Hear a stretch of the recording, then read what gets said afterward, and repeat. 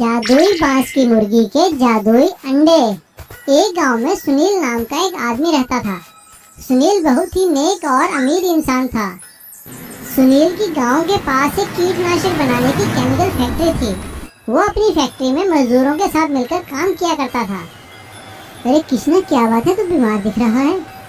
हाँ मालिक, क्या करूँ, कुछ कमजोरी सी है। अरे भाई, तो छुट्टी ले और घर जाकर आराम कर। अरे मुनीम जी, कृष्णा को छुट्टी दो और इसे मेरी तरफ से 500 रुपए दो, घर जाकर आराम करेगा। आपका बहुत बहुत शुक्रिया मालिक। इस तरह से सुनील अपने हर मजदूर का ख्याल रखा करता था। लेकिन अचानक एक दिन सुनील काफी बीमार हो गया। सुनील के घर वाले उसे शहर के बहुत अच्छे हॉस्पिटल में भर्ती कराते हैं, लेकिन वहाँ काफी इलाज करने के बाद भी सुनील की तबीयत ठीक नहीं हुई। ये देखकर सुनील की इकलौती बेटी मोना को बहुत चिंता होती है और हॉस्पिटल से बाहर आकर एक कोने में जाकर रोने लगती है। तभी वहाँ पर फैक्ट्री में काम करने वाला एक बहुत ही बुजुर्ग कारीगर आता है और वो मोना से कहता है, बेटा, मेरा नाम मोहनलाल है और मैं आपकी फैक्ट्री में बहुत सालों से काम कर रहा था। मुझे भी ऐसी ही बीमारी हुई थी, लेकिन कालीपुर के कालीनाथ वैद्य की दवाई से मेरी बीमारी बिल्कुल ठीक हो गई।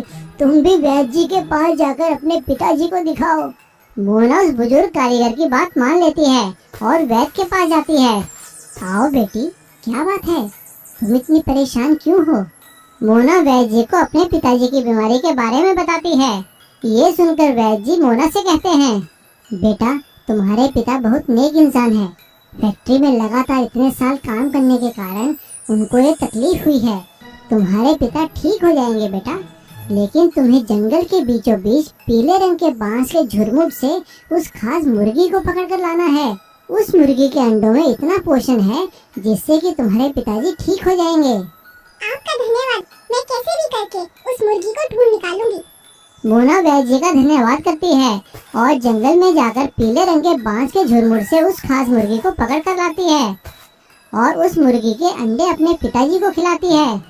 कुछ ही दिनों में मुर्गी के अंडे लगातार खाने के कारण सुनील की तबीयत ठीक हो जाती है। अपने पिता के ठीक होते ही मोना उस मुर्गी को फिर से जंगल में छोड़कर आती है। तुम्हारा बहुत बहुत शुक्रिया मुर्गी।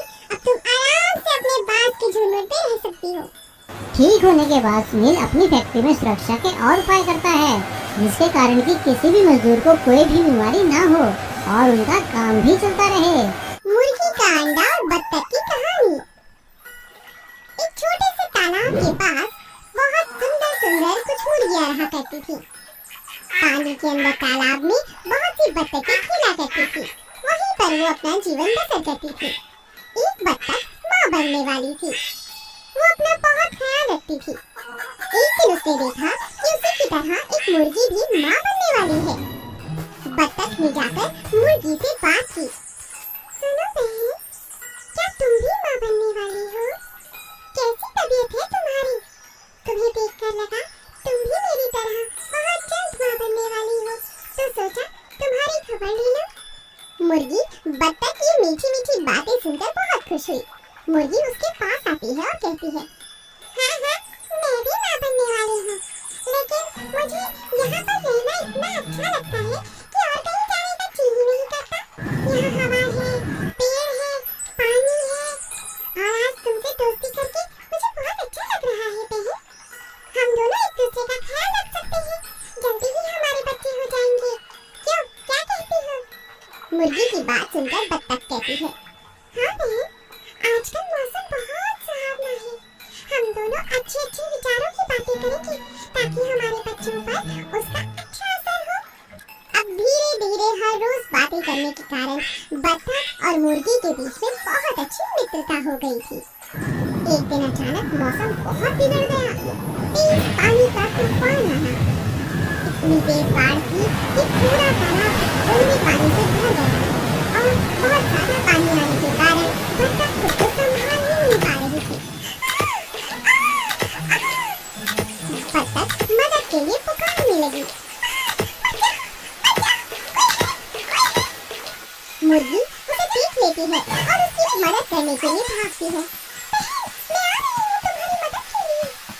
जैसे तैसे मुर्गी उसे एक डंडी देकर सहारा देती है और बत्तख किनारे तक आ जाती है। तेज पानी को देखकर मुर्गी और बत्तख हैरान रह जाते हैं। न जाने कितनी ही बत्तखें उस बाढ़ के पानी में बह गई थी। हाय राम, आज तुम न होती तो मैं अपने बच्चों के साथ मर ही चुकी थी। तुम्हारा बहुत बहुत शुक्रिया मेरी सहेली। कैसी बातें करती हो? आओ थोड़ा आराम करते हैं। एक दो दिन की बात है, बहुत जल्द पानी ठीक हो जाएगा और फिर तुम दोबारा अपने तालाब में रहने लगना। जैसा मुर्गी ने कहा था वैसा ही होता है। 2-4 दिन के बाद फिर से तालाब में पानी पहले जैसा हो जाता है।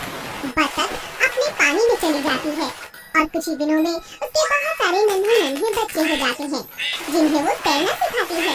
और उस तरफ मिट्टी के पास पेड़ के नीचे मुर्गी भी अपने अंडे दे देती है और हर रोज उनके ऊपर बैठकर बत्तख से बातें करने लगती है।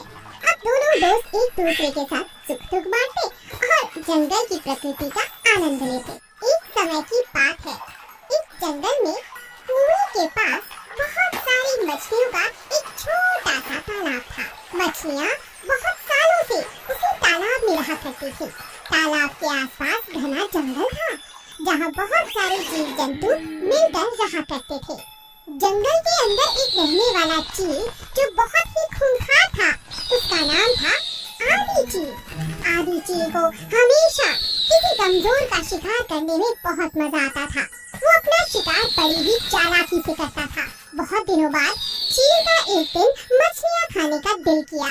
चील ने सोचा, बहुत दिन हुए मैंने मछली नहीं खाई है, आज तो मैं मछली खा कर रहूंगा। जंगल की उड़ान भरने का कोई फायदा नहीं। जंगल के अंदर एक ही तालाब है जहाँ मछलियाँ हैं, लेकिन आज मैं इनका शिकार करूँ तो कैसे? ये तो पानी से बाहर ही नहीं आती। कोई ना कोई जुगाड़ तो लगानी होगी। चील बहुत सोचता है और सोच समझकर पास ही रहने वाले बंदर को अपना शिकार बनाता है। वो बंदर से कहता है, बंदर भाई कैसे हो? बंदर कहता है, मैं बहुत बढ़िया, आप कैसे हैं? मैं आपकी क्या मदद कर सकता हूँ? आज आप मेरे घर कैसे आए? क्या करूँ भाई, बहुत दिनों से मछली नहीं खाई है और मछली खाने का बहुत दिल कर रहा है। क्या इसी तरह कुछ और खाने का तुम्हारा जी नहीं करता? बंदर कहता है, हाँ, बहुत दिनों से केले नहीं खाए। तुम तो जानते हो जंगल में केलों के बिल्कुल पेड़ नहीं है। पास के जंगल में है, मगर इतनी दूर मैं कैसे जाऊँ? बहुत दूर हो जाता है, आते आते अंधेरा हो जाता है। अरे तुम इतनी चिंता क्यों करते हो? बहुत आसान है, आज शाम को आते हुए मैं तुम्हारे लिए केले ले आऊंगा। लंबी उड़ान भरना मेरे लिए कोई बड़ी बात नहीं, मगर उसके बदले तुम्हें मेरा एक काम करना होगा। क्या कहा? तुम मेरे लिए केले लाओगे? मेरे पूरे परिवार के लिए ला दोगे? तो बताओ क्या करना है मुझे? चील बंदर को उल्लू बनाते हुए कहता है, अरे बड़ा आसान है, तुम जरा तालाब के पास जाकर मछलियों को बातों पे लगाना और मैं उन्हें खा लूंगा। बहुत दिनों से मछली जो नहीं खाई। बंदर उसकी बात मानता है और मछली को अपनी बातों में लगाता है। मछली जैसे ही बाहर मुंह निकालती है, चील झट से आके उसका झपट्टा मारने ही वाला था कि अचानक मछली की नजर चील पर पड़ती है और वो दोबारा पानी में चली जाती है। ये क्या? हाथ आया मुंह ना लगा, ये मछली तो बड़ी तेज है। मछली अपना मुंह बाहर निकाल कर कहती है, बंदर भाई, तुम्हें तो अपना दोस्त समझकर तुमसे 4 बातें करने आई थी, पर मैं ये नहीं जानती थी कि तुम चील के साथ मेरे लिए जाल बिछाकर बैठे हो। आज से तुम्हारी और मेरी दोस्ती नहीं रही। मछली पानी में दोबारा चली जाती है और बंदर को अपनी अच्छी दोस्त खोकर बहुत दुख होता है। चील को जब मछली नहीं मिलती तो वो बंदर के लिए केले भी लाकर नहीं देता और इस बात से बंदर को अपना सबक मिल जाता है। खाने की चीज के लिए किसी को धोखा देना बहुत बुरी बात है। ना तो केले मिले और ना ही दोस्ती रही। मुझसे बहुत बड़ी भूल हो गई। आज के बाद मैं ऐसा कभी नहीं करूँगा।